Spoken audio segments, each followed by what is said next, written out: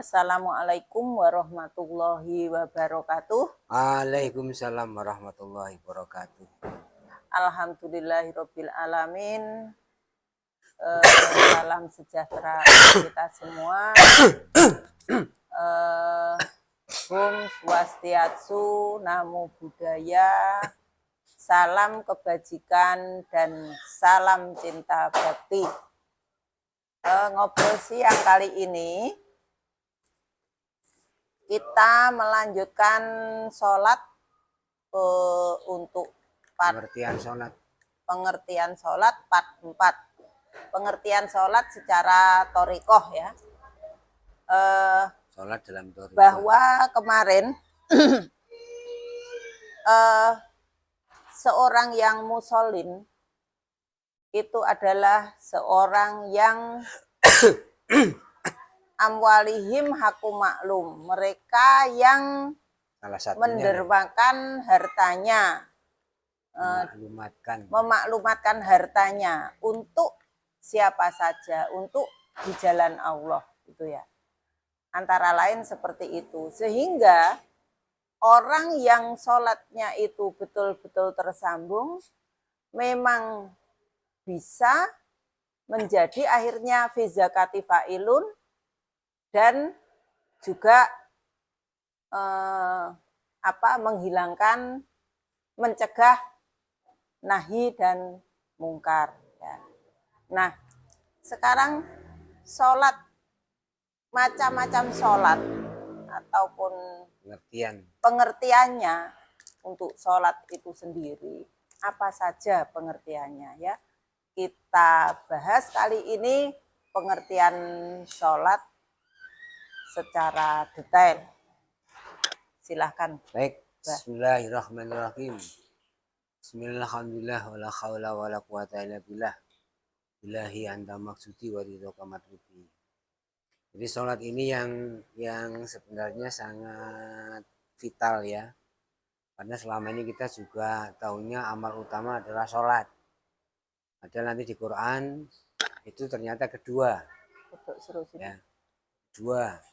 Wasta'inu bisobri washolati, sehingga pada kedua itu baru sholat. Dan itu pun telah syahadat ya. Nah, sholat kemarin sudah kita bincangkan. Sholat itu adalah bersambung atau kebersambungan dimensional ya, antara Allah dan malaikat dengan para nabi. Demikian juga para mukmin diperintahkan untuk bersambungkan pada dimensional atau gelombang dimensi atau gelombang frekuensinya Nabi.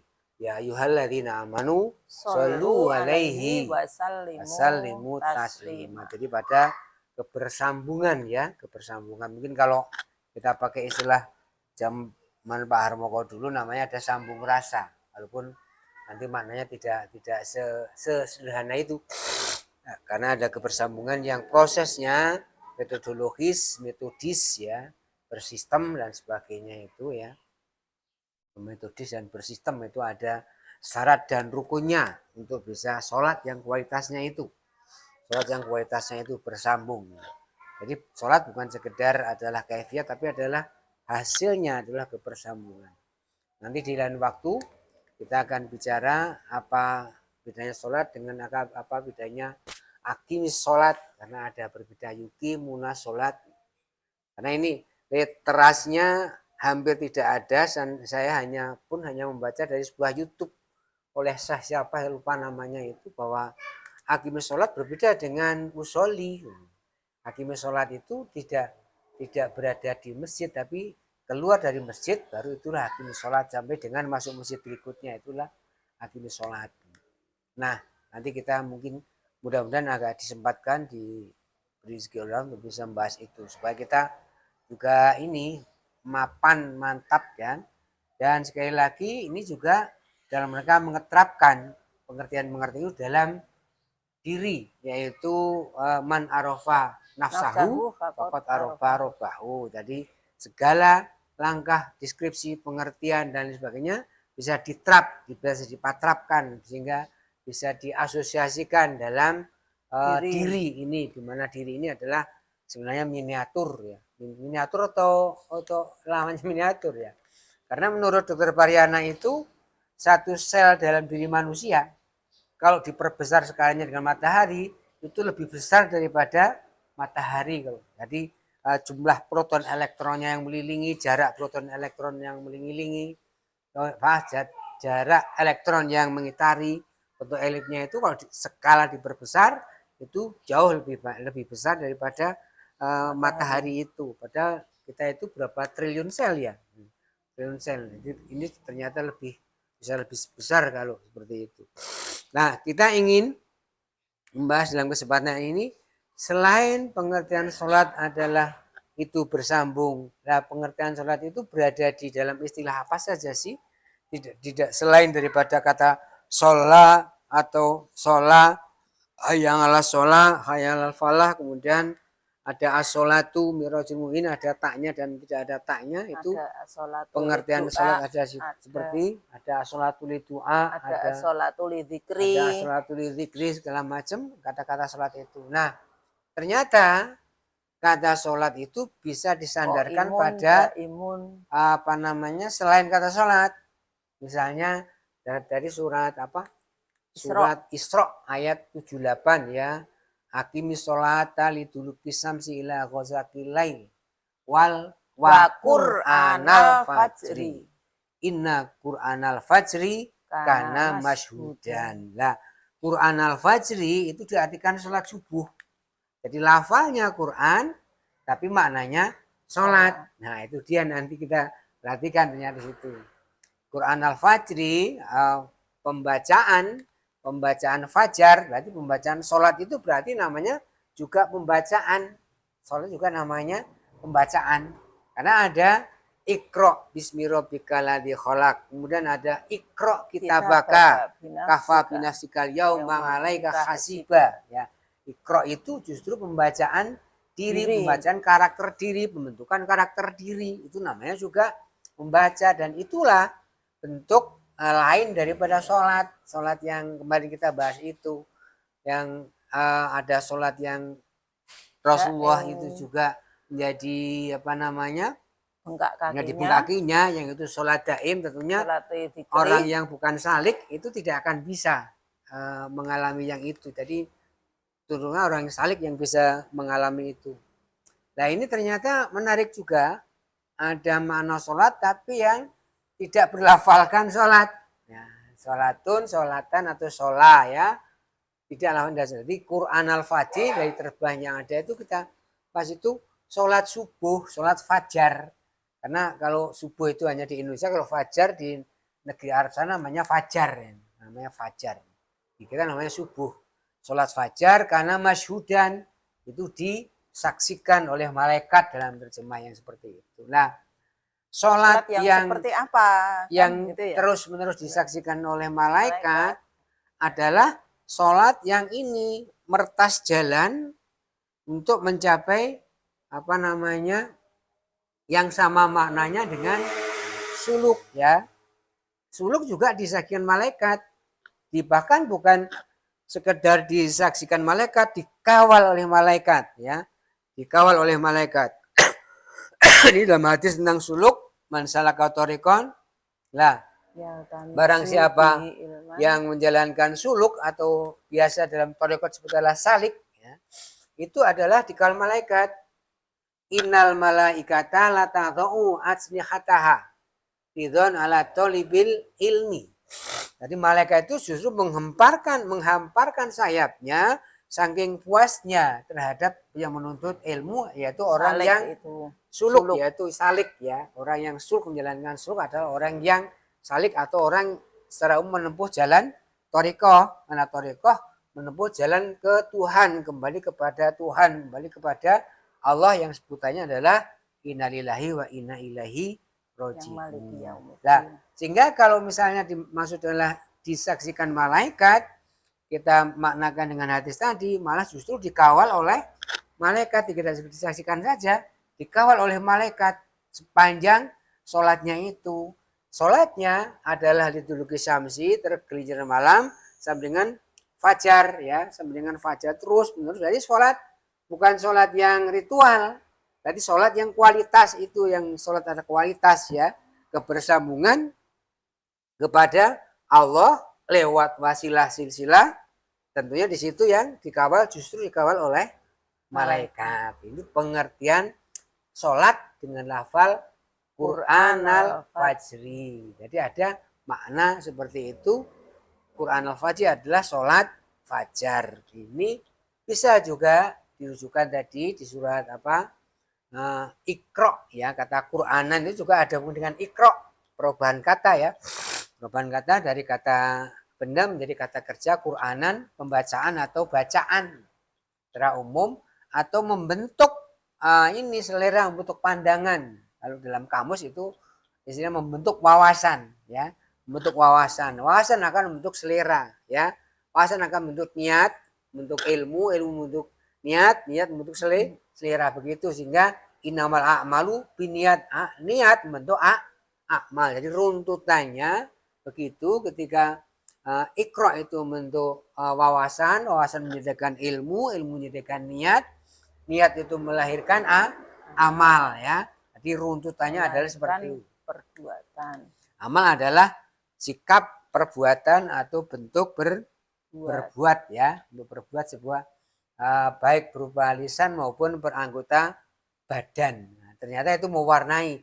Di situ berarti kalau nanti di akhir daripada surat Ma'arij di lafaznya itu waladzinahum ala sholatihim yuhafidun.